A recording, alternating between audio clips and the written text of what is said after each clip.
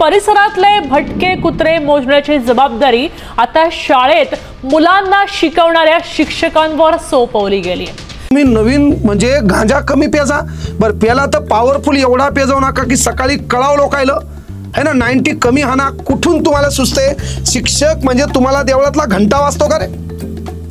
देवळातला घंटा वाजतो, त्याचा सन्मान करणं तुमचं काम आहे ना। त्याला पिलर ऑफ द नेशन म्हणतात, देशाचा आधारस्तंभ म्हणतो। भारतातलं कुठलंही पद घडवण्याचं काम तो करतो।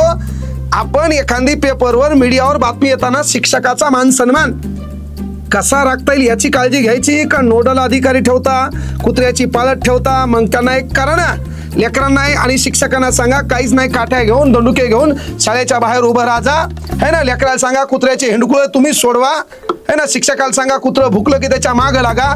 लेकराला नाही शिकवलं चालतंय, इरित छेडी गायब केली, घरूनच एक दंडुका घेऊन याचा आणि दिवसभर कुत्र्याच्या मागं पळ जा।